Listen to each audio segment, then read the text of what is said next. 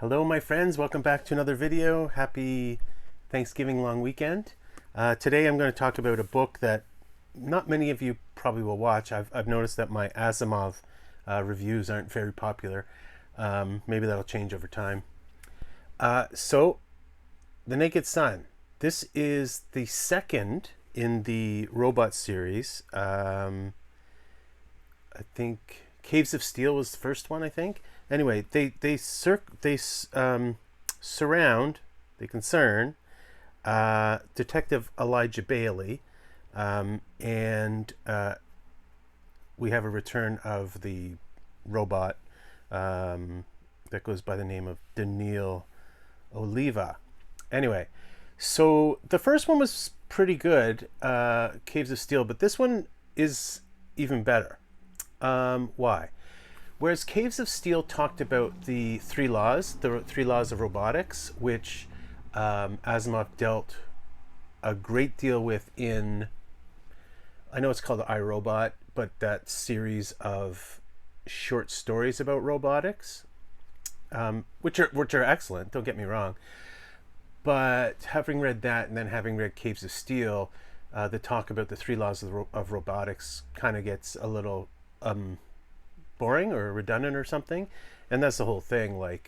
And we've seen that with the Will Smith version of the iRobot movie, which is fine. It has nothing in common, or almost nothing in common, with Isaac Asimov's original stories.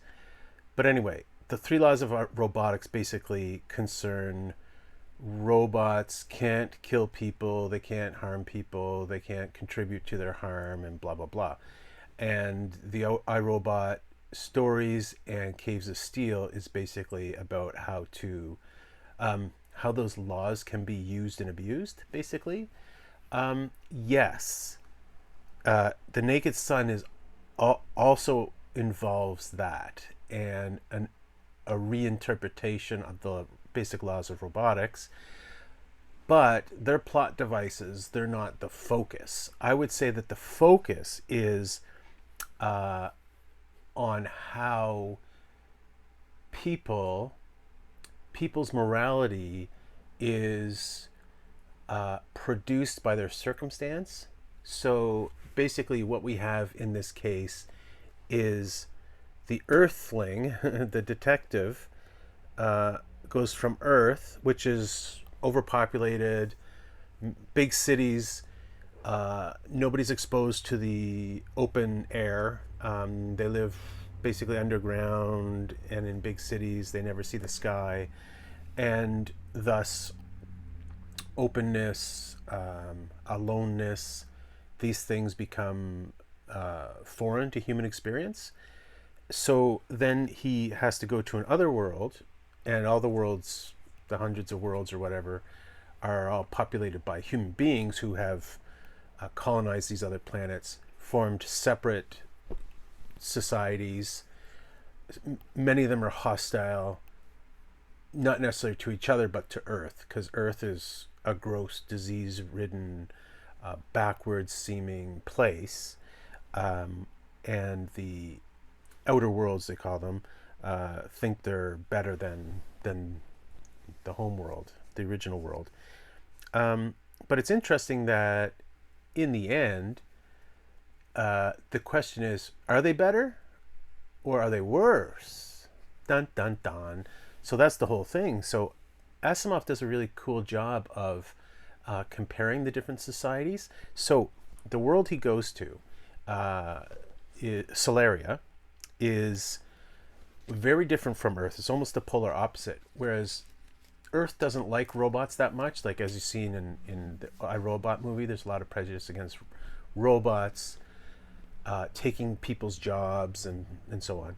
Whereas Solaria, so Earth that has billions of people, I can't remember what they said, 8 billion, 10 billion, whatever, is definitely overcrowded, and there's few robots.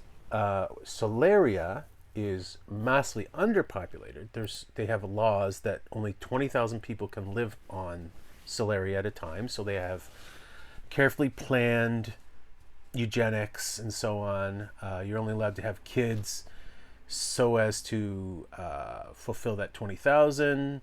and people embryos are carefully scrutinized. They're grown in labs, and so we have this society which is very sterile, very antiseptic, um, and people live apart. They never go into each other's company, so they basically do everything like this. Like they, I don't remember what they call the technology, but basically they do everything over video, right? Very advanced technology where you can confuse video with being in person, and so what kind of morality is arrives in such a arises in such a place? So to that was there's 20,000 people, but there's like millions of robots who do all the work, cater to the people's every whims. So they kind of have an ideal society, right? Everybody lives like billionaires, basically. They have huge plots, huge estates.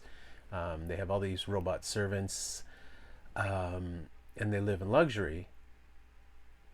But what has cropped up is, for instance, an aversion to being in others people's physical presence.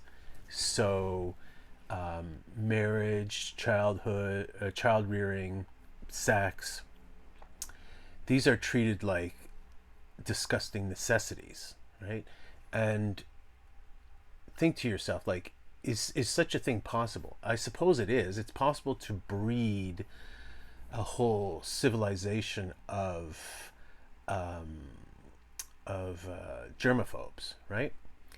I mean, we saw that with the whole COVID thing, and society was split in two, and remains split in two between germaphobes and their opposite.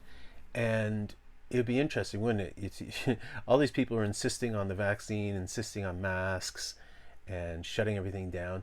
Well, what if you sent all those people to Mars or the Moon or Trappist 5 or whatever, and and they raised they produced a culture that they wanted?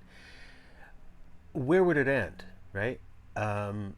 So what was very interesting in the book was, as the detectives trying to interview people to find out who done it, who did the murder, they're very much against him coming into their physical presence. They want to do everything by video, whatever, right? So the end, I'm not going to spoil the plot or whatever, the who done it, but I will say that towards the end of the book, one of the most interesting things in the last couple chapters of the book is basically where the detective and his boss are discussing the future, right? What kind of future does Earth have versus these other places? And they begin to realize that Earth basically has a better future than these other carefully controlled societies. Because, for instance, on Solaria, since their every need is catered to, they don't invent things, they don't develop themselves, they don't share like collegiately, they don't hash ideas out. And since there's so few of them, like 20,000, like imagine trying to keep up an advanced technology with just 20,000 people. So like if you look at like maybe say 1% of the people were actually scientists, 1% of the people were actually medical personnel or whatever. 1% of 20,000 is 200, right? Did I get that right? Yeah. So you have 200 researching scientisty people versus, say, on Earth, 2,000 versus, say, 2 million or 20 million. So, the advantage is Earth's, right? In that sense. And so basically everything has consequences. And I was thinking about that in terms of our own development. My wife said to me recently, who's studying ancient history, she's like, Augustus or the Romans or something were so weird. And I said, they would say the same about us. How? Well, how not? Like the way we live, our self-indulgence, our inability to work, our inability to take on huge physical tasks. And you don't have to point to a Roman legionary. You can point to a farmer. You can point to a fisherman. You can point to a basket weaver, a goldsmith, a blacksmith, any of these people. The amount of work they do under the poor nourishment, for instance, they receive, the lack of sleep, the lack of hygiene, the lack of all these things, made them so much stronger than us, that we seem to the Romans the way, say, for instance, the Solarians in this book seem to the earth people or whatever. So circumstance changes everything. Imagine the invention of fire, like before fire and after fire. That was huge in terms of the domestication and the weakening of people, right? All of a sudden, people can't eat raw meat. All of a sudden, they don't have to, they can go further north and they don't have to wear heavy furs and stuff because they have fire to keep warm. And then they become attached to fire. They can't live without fire, right? So when we look at ourselves and our city life and so on, our cars, our tractors, all these things, they weaken us. And how much weaker will we be in the future? We already know this. Like life expectancy is dropping because we're getting fatter. We're getting more heart disease. So there is a limit to progress, right? And we haven't figured out how to deal with that, have we? We don't know how to be healthy Homo sapiens in this changing circumstance.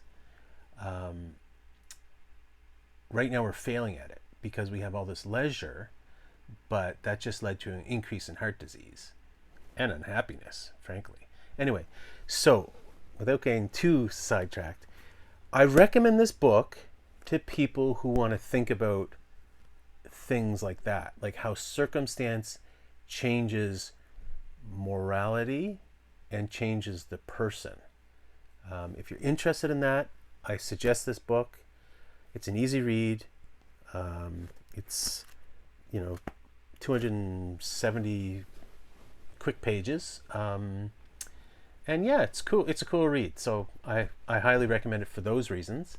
And it's a bit different from the other robot books he's written. And I will definitely read the third in this series. I can't remember what it's called. Anyway, thanks guys. Have a great day, great weekend.